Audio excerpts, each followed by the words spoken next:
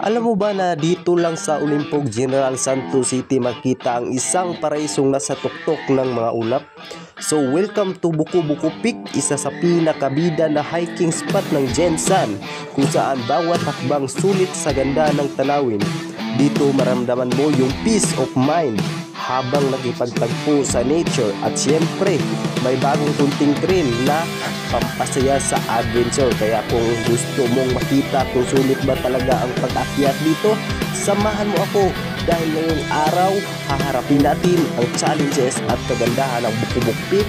Kaya tara, let's go!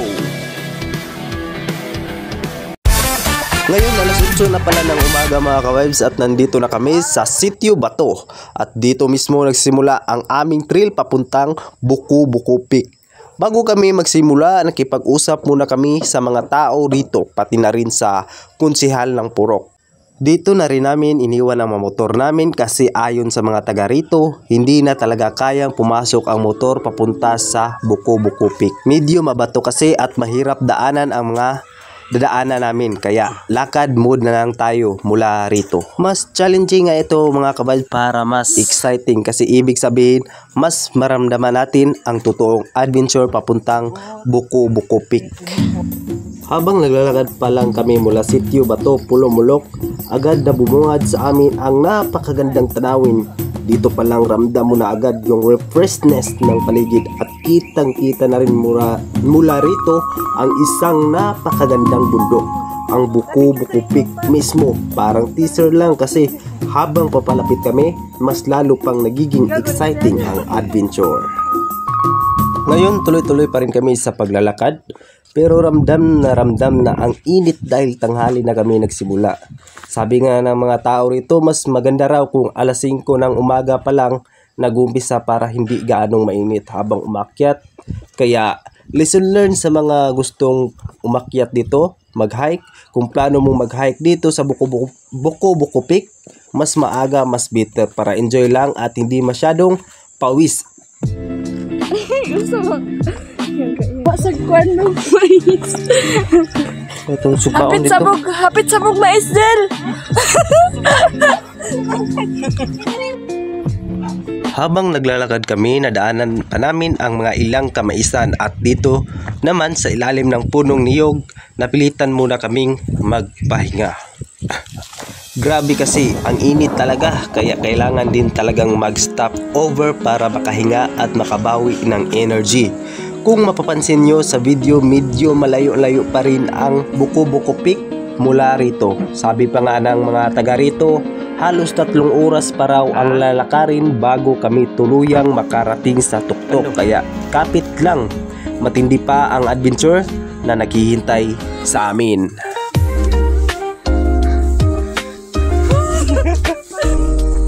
Nalagpasan na namin ang taniman ng mga mais, at habang umaakyat kami, napansin ko itong mga palatandaan na kulay orange na nakadikit sa puno. Parang glow in the dark siya na marker, siguro para masundan ng mga hikers ang tamang daan. Sobrang laking tulong talaga ito, lalo na't wala kaming tour guide ngayon. At least kahit paano may guide pa rin kami papunta sa Buko Buko Peak. At dito nga nagpahinto na naman kami para magpahinga ulit kasi grabe ang haba talaga ng inakyat namin. Ramdam na yung pagod sa binti, pero siyempre kailangan din mag-recharge bago ituloy ang lakad. Ganito pala talaga ang hiking, no? Hindi lang basta lakad kundi is din ng tiyaga at pasyensya. Pero worth it kasi bawat stopover may bagong view at experience na naghihintay.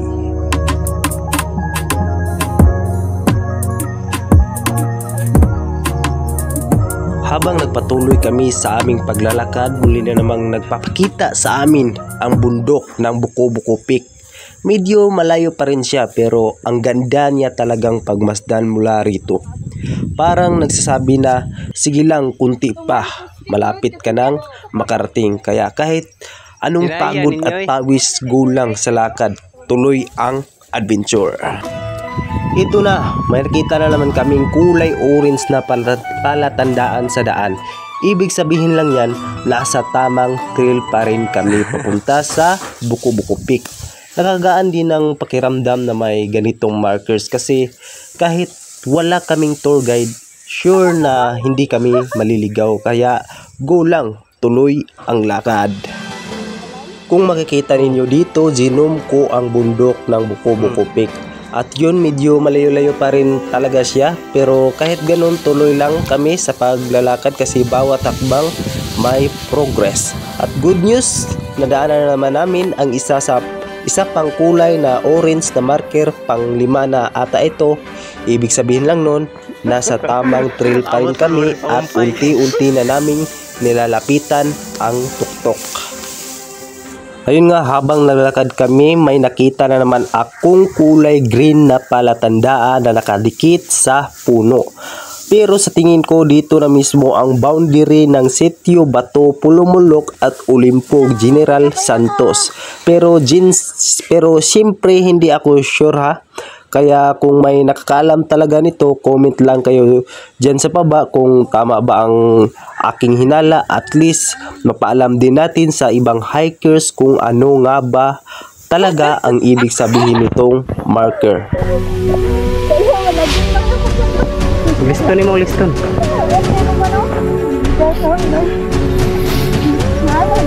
Okay.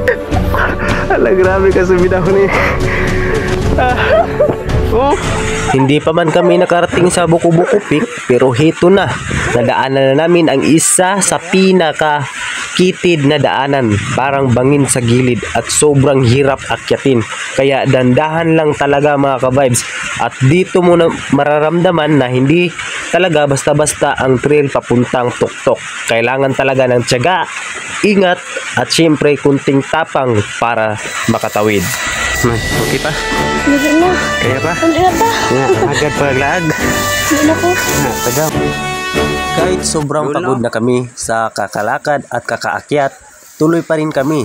Sa tingin namin, medyo malapit na rin kami sa tuktok. Kaya kapit lang, kunting push pa. Ganito pala talaga no, ang hiking kung pagod ka man, pero ang excitement na makita ang Buko-Buko Peak ang nagbibigay ng lakas para magpatuloy tayo sa pag-akyat. Habang naglalakad kami, nakakita na naman kami ng kulay green na palatandaan na nakadikit sa puno. Kung bibilangin, pang-7 na siguro ito na nadaanan namin. Ibig sabihin, nasa tamang trail pa rin kami. At unti-unti na talagang lumalapit sa tuktok ng Buko-Buko Peak. Kaya kahit medyo pagod na, tuloy lang sa paglalakad. Laban lang hanggang sa dulo. So ayun mga ka-vibes, meron talaga ding isang portion dito na sobrang delikado pababa siya, na parang bangin. Kunting mali mo lang sa pag-apak, posible pa talagang madisgrasya ka kasi ang hirap talagang bumaba dito. Kaya dandahan lang talaga mga ka-vibes, ingat sa bawat hakbang dito.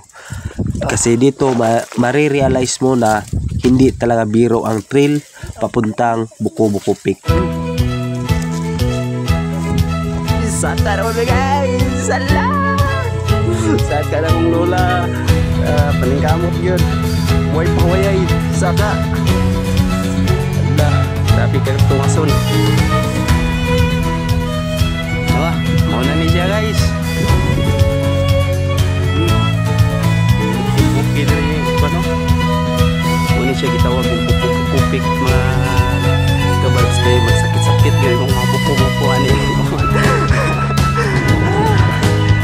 So ayun, grabe yun mga ka-vibes no. Pagkatapos ng mahirap na pagbaba namin, ito na naman, paakyat ulit ang daan. Pero buti na lang, may nadaanan kaming isang kubo na may tindahan. Kaya dito muna kami nagpapahinga at nagre-recharge. Kasi perfect spot talaga ito para makabawi ng lakas bago ituloy ang pag-akyat papuntang Buko-Buko Peak. So ayan mga ka-vibes, nakarating kami dito sa bandang alas 11 na ng tanghali. Malapit na rin mag alas 12 mga ka-vibes. At dahil halos 3 oras na kaming naglalakad papunta dito, napagdesisyonan na lang namin na dito muna kami magpahinga. Kung tutuloy pa kasi kami sa Buko-Buko Peak, aabutin pa ng mahigit 1 oras kasi 30 minutes papunta, 30 minutes pabalik. Tapos siyempre may pahinga at picture-picture pa, kaya naisip na lang namin na hanggang dito muna kasi ramdam na namin talaga ang pagod sa kakalakad at kakaakyat mga ka-vibes. Kaya mas okay nang mag-ipon na lang kami ng lakas para sa pagbaba mamaya kasi panibagong 3 oras na naman ang gugugulin namin pauwi. Another supper na naman mga ka-vibes. Pero kahit hindi man kami nakaabot sa tuktok, sulit pa rin ang experience mga ka-vibes kasi iba pa rin yung adventure, banding at mga view na nakita namin along the way. Kaya mga ka-vibes, hanggang dito na lang muna ang ating adventure vlog. Then, don't forget to like and share and subscribe mga ka-vibes para sa next hike ulit natin. Baka doon maaabot na natin ang tuktok ng Buko-Buko Peak. Maraming salamat sa panonood mga ka-vibes. Peace out.